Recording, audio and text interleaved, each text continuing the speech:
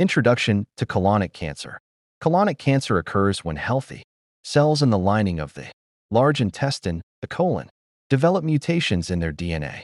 The colon is responsible for processing, digesting food, and absorbing water before expelling waste. Most colon cancers begin as small, non-cancerous clusters of cells called adenomatous polyps. Over a period of 10 to 15 years, some of these polyps can transform into malignant tumors. Stage 0 carcinoma in situ.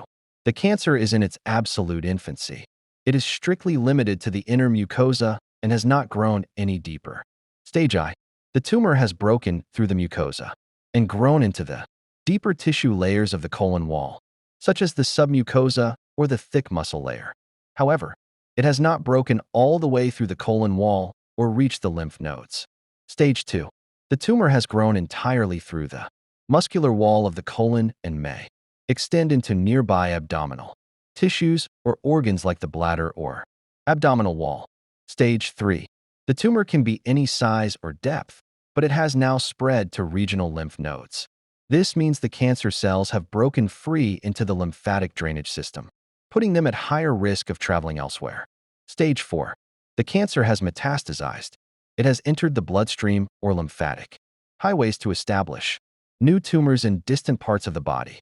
The most common site for colon cancer spread is the liver, followed closely by the lungs and the peritoneum. Treatment options.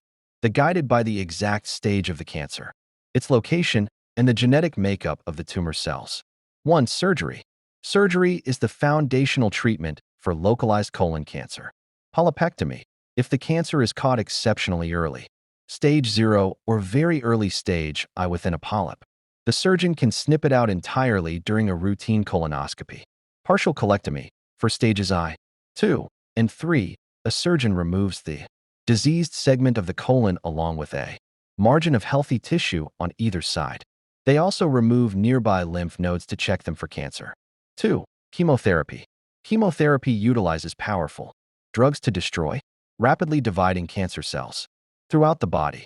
Adjuvant chemotherapy, given after surgery, frequently in stage 3 and some high-risk stage 2 cases, to kill any microscopic cancer cells left behind, lowering the chance of recurrence. Neoadjuvant chemotherapy, given before surgery to shrink a large tumor so the surgeon can remove it more easily. Palliative chemotherapy, used in stage 4 to slow tumor growth, shrink existing tumors, manage symptoms, and extend life. 3. Radiation therapy. Radiation uses high energy, X-ray or proton beams to target and kill localized cancer cells. While radiation is far more common in rectal cancer, it is sometimes used in colon cancer if a tumor has grown into adjacent abdominal structures and cannot be completely cut out with surgery. Subscribe the channel for other videos.